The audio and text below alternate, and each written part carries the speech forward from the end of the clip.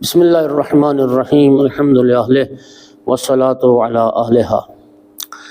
مومنین کرام، ارشاد پروردگار ہے یا ایھا الذین آمنوا اذکروا اللہ ذکرا کثیرا، اے ایمان والو کثرت سے اللہ کا ذکر کرو۔ اس آیت کے ذیل میں آقا امیر المومنین علی ابن ابی طالب علیہ السلام سے ایک حدیث مبارک ہے، اور مرحوم کلینی نے کافی شریف میں اس حدیث کو ذکر کیا۔ امیر المومنین علیہ السلام نے فرمایا من ذکر اللہ عز وجل فی السر فقد ذکر اللہ کثیرا، جو سر میں یعنی ایک اعلانیہ، ایک مخفی، جو مخفی طور پر، جو چھپا کر، جو سر میں اللہ تعالیٰ کو یاد کرتا ہے، اللہ کی یاد دل میں رکھتا ہے، فقط ذکر اللہ کثیرا، تو وہ شخص ہے جس نے کثرت سے اللہ کو یاد کیا، جس نے کثرت سے اللہ کا ذکر کیا۔ پھر مولا امیر المومنین فرماتے ہیں کہ ان المنافقین کانوا یذکرون اللہ علانیۃ، منافق لوگ جو ہیں وہ اعلانیہ ذکر کرتے ہیں اللہ کا، ولا یذکرون فی السر، اور مخفی طور پر وہ اللہ کا ذکر نہیں کرتے، چھپا کر اللہ کا ذکر نہیں کرتے، چھپ کر اللہ کا ذکر نہیں کرتے، اعلانیہ اللہ کا ذکر کرتے ہیں۔ فرمایا وہ منافقین ہیں، کثرت سے منافقین ایسا کرتے ہیں۔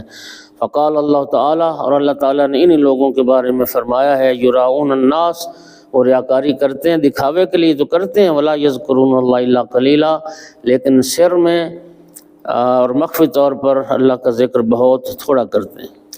مومنین کرام، اس ذکر الہی سے مراد کیا ہے؟ سورہ مبارکہ بقرہ میں بھی ارشاد فرماتا ہے فاذکرونی اذکرکم، تم میرا ذکر کرو میں تمہارا ذکر کروں گا۔ اس سے کیا مراد ہے؟ دیکھیے، یاد کرنا، ذکر کرنا بمعنی یاد کرنا، تم مجھے یاد کرو میں تمہیں یاد کروں گا۔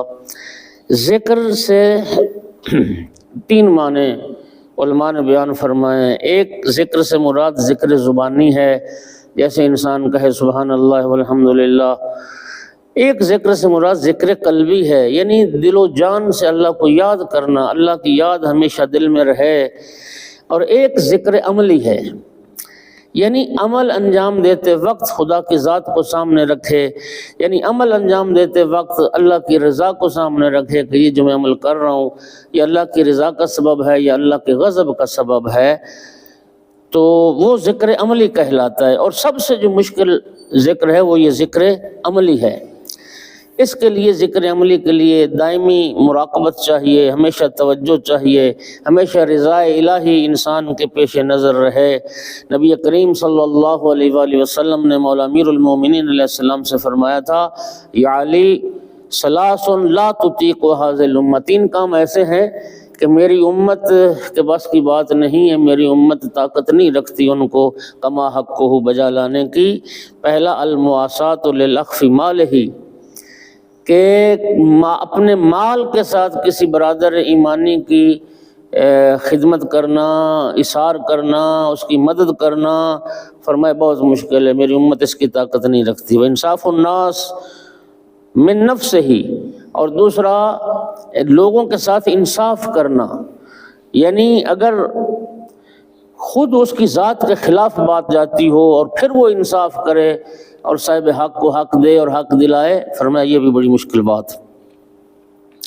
اور تیسری بات فرمایا جو میری امت طاقت نہیں رکھتی، ذکر اللہ علی کل حال، ہر حال میں اللہ کا ذکر کرنا، ہر حال میں اللہ کو یاد کرنا۔ فرمایا یاد رکھو یہ ہر حال میں جو اللہ کا ذکر ہے، یہ ذکر صرف سبحان اللہ والحمدللہ ولا الہ الا اللہ واللہ اکبر یہ ذکر نہیں ہے، بلکہ یاد خدا یہ ہے کہ حرام کے مقابلے میں خدا سے ڈرے، حرام سامنے آ جائے تو اس وقت خدا کو یاد کر کے اور حرام کا ارتکاب نہ کرے، یہ ذکر عملی، یہ عملاً اللہ کی یاد ہے۔ اور فرمایا کہ لیسا ہوا سبحان اللہ والحمدللہ ولا الہ الا اللہ واللہ اکبر، ذکر صرف یہ نہیں ہے، ولیکن اذا ورد علی ما یحرم علیہ خاف اللہ عندہ وترکہ، فرمایا ذکر اصل یہ ہے کہ جب کسی حرام کا مرتکب ہونے لگے، کوئی فعل حرام اس کے سامنے آ جائے، اس وقت وہ خدا سے ڈرے اور اس فعل حرام کو ترک کرے، اس نے خدا کو یاد کیا اور اس نے اللہ کا ذکر کیا۔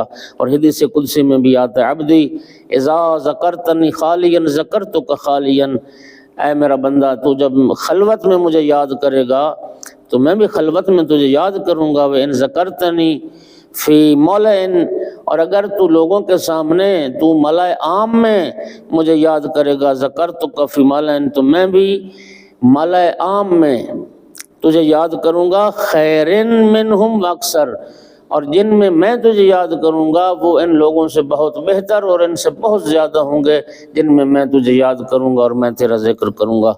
لہٰذا جو بندہ ہمیشہ ذکر الہی اور یاد الہی میں رہتا ہے اس کی زندگی میں رضا الہی بڑی اہم ہے.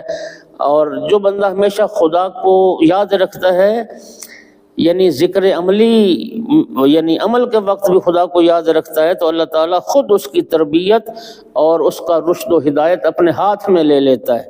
حدیث میں آتا ہے ایما عبد، حدیث قدسی ہے، ایما عبد اطلعت علی قلبہ، اللہ فرماتا ہے میں جب کسی بندے کے احوال قلب پر مطلع ہوتا ہوں، فرأیت الغالب علیہ التمسک بذکر، اور میں دیکھتا ہوں کہ یہ اکثر میری یاد سے متمسک رہتا ہے، میری یاد سے وابستہ رہتا ہے، مجھے یاد کرتا رہتا ہے، تولیت سیاست، میں اس کے امور کا متولی ہو جاتا ہوں.